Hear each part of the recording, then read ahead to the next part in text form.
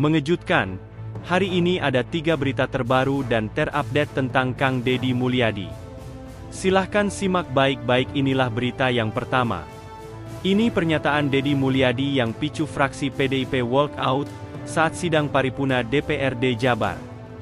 Fraksi PDI Perjuangan memutuskan keluar ruangan atau walk out saat sidang paripurna DPRD Jawa Barat pada hari Jumat. Alasannya, mereka tersinggung dengan pernyataan Gubernur Jawa Barat Deddy Mulyadi pada acara Musrenbang di Cirebon beberapa waktu lalu. PDIP menilai Deddy merendahkan marwah DPRD dan menuntut klarifikasi mantan Bupati Purwakarta itu. Anggota fraksi PDIP DPRD Jabar, Doni Maradona Huta Barat, menyebut pernyataan Deddy Mulyadi mencerminkan sikap yang mendiskreditkan DPRD. Beliau menyampaikan kalau melakukan apapun, kalau dibicarakan ke DPRD itu prosesnya lama. Akan ada rapat pleno pertama, pleno kedua. Nah, kita menangkap bahwa DPRD itu terkesan sebagai penghambat, ujar Doni saat dihubungi wartawan. Menurut Doni, ucapan tersebut menjadi presiden buruk dalam relasi antara eksekutif dan legislatif. Ia menegaskan, konsep pemerintahan harus dijalankan secara seimbang antara eksekutif, legislatif, dan yudikatif. Kita kan konsep bernegara trias politica terdiri dari eksekutif, legislatif, dan yudikatif. Semuanya punya perannya masing-masing, tambahnya. Doni menjelaskan, sikap walk out yang dilakukan fraksi PDIP merupakan bentuk peringatan agar gubernur tidak berjalan sendiri dalam membuat kebijakan. Kita sampaikan secara terbuka di rapat paripurna.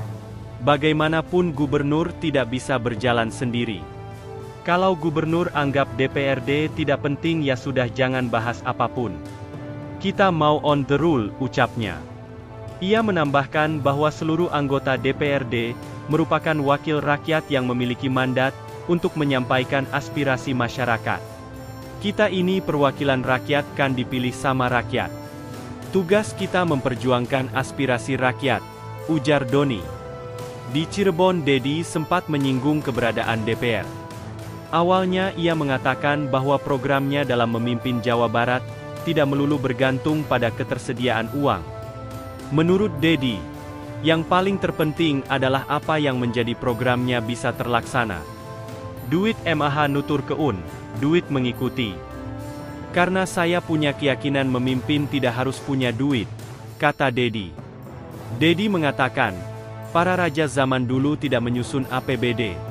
Begitupun VOC yang membangun gedung negara di Cirebon. Tidak ada itu persetujuan DPR-nya. Yang ada persetujuan DPR-nya, kita sudah beberapa kali SD juga pada rubuh. Kenapa itu terjadi? Karena kita kolaborasi hanya dimaknai berkumpul bersama untuk memutuskan, bukan rasa dan cinta, ucap Deddy. Deddy melanjutkan, kolaborasi antara lembaga itu tidak harus dimaknai dengan rapat yang membahas persoalan dengan sejumlah tahapan. Kolaborasi itu tidak harus dimaknai bahwa kita rapat. Kolaborasi harus tidak dimaknai bahwa kita ini berkumpul membahas pleno 1, pleno 2, pleno 3, tukas Deddy. Kolaborasi adalah ketika ada tindakan darurat untuk kemanusiaan, keadilan untuk rakyat, maka semua berkolaborasi dengan apa, minimal mendoakan, atau minimal diam, lanjutnya. Atau, kata dia, melontarkan kritik yang berdasar. Menanggapi langkah PDIP, menyatakan bahwa ia menghormati keputusan tersebut. Ia menekankan bahwa setiap anggota partai politik yang duduk di DPRD Jabar memiliki hak yang sama untuk menentukan sikap atau pilihan politik mereka. Yaitu hak setiap orang, mau walk out mau tidak. Artinya setiap orang kan berhak. Setiap partai politik, fraksi berhak. Ungkap Deddy di Gedung Pakuan, Kota Bandung. Itulah berita yang pertama. Sekarang Mimin akan bacakan berita yang kedua. Deddy Mulyadi bakal terapkan jam malam untuk siswa. Tidak boleh nongkrong di atas jam 8 malam. Gubernur Jawa Barat Deddy Mulyadi akan menerapkan aturan baru untuk anak sekolah di wilayahnya, yakni mereka harus sudah berada di rumah pada pukul 20. Deddy menjelaskan hal itu seusai menandatangani Memorandum of Understanding (MOU) bersama Kapolda Jabar, Kapolda Metro, Wali Kota, Bupati dan Kapolres sejabar di Gedung Pakuan, Kota Bandung.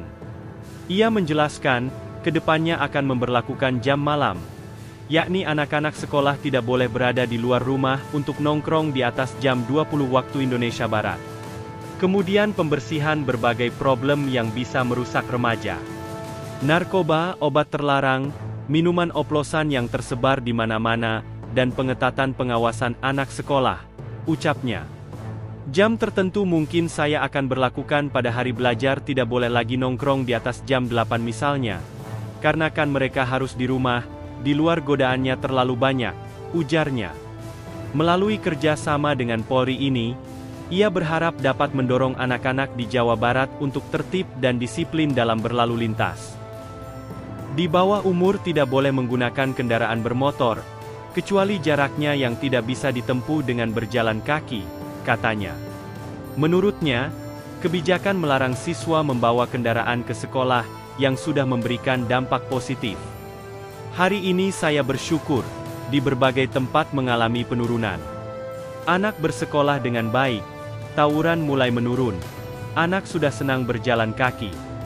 Ini sebuah sinyal, semua kebijakan akan berjalan manakala dilakukan secara sinergi, ujarnya. MOU pemerintah Provinsi Jawa Barat dengan Polda Jabar dan Polda Metro tersebut juga merupakan bentuk keseriusan memberantas preman yang meresahkan warga dan mengganggu investasi. Dikatakan Dedi, MOU atau perjanjian itu menyangkut berbagai hal. Mulai dari peningkatan keamanan di seluruh Jawa Barat, hingga mendorong pertumbuhan iklim investasi yang kondusif. Kemudian melahirkan banyak tenaga kerja dan di dalamnya ada upaya yang dilakukan. Memperkuat basic keamanan tiap kawasan dan zona industri, dan menumbuhkan iklim ekonomi yang kondusif, melindungi UMKM. Ada ketentraman di pasar dan berbagai tempat lainnya, ujar Dedi. Sementara itu, Kapolda Jabar Irjen Rudi Setiawan, mengatakan dirinya telah menyampaikan pada Gubernur, bahwa masalah keamanan akan ditangani oleh kepolisian. Berkaitan dengan keamanan, kami minta sama Pak Gubernur, itu bagian kami. Kami akan segera selesaikan, tadi sudah arahannya. Kita akan melakukan patroli bersama-sama TNI, Satpol PP, membangun pos-pos di tempat perindustrian, ujar Rudi. Rudi menuturkan, nantinya polisi akan berpatroli dari kawasan industri besar saja, hingga ke pasar-pasar dan pemukiman warga. Tidak, di perumahan juga di pasar-pasar itu rakyat-rakyat kecil, yang pedagang-pedagang kecil diambil-ambilin duitnya Rp5.000 segala rupa, parkir liar segala rupa, ujarnya. Itulah berita yang kedua. Sekarang Mimin akan bacakan berita yang ketiga. Pendidikan militer ala Dedi Mulyadi istirahat sejenak. Tunggu gelombang 2. Program pendidikan militer untuk anak nakal ala Dedi Mulyadi bakal istirahat sejenak, setelah tuntas pelaksanaan gelombang pertama. Hal itu diungkapkan Dedi Mulyadi. Ya nanti mereka setelah 28 hari dan 20 hari pertama rehat dulu mereka. Setelah itu nanti masuk yang baru gelombang 2, tuturnya.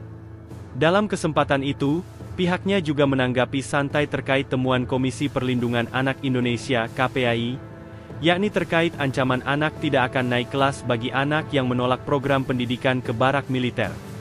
Saya kan tidak pernah ngomong itu. Saya tidak akan menanggapi sesuatu yang saya tidak mengerti apa yang dimaksudnya, bebernya. Program pendidikan militer ala Dedi Mulyadi itu, mulai digulirkan sejak awal Mei lalu. Pendidikan dilakukan di beberapa titik.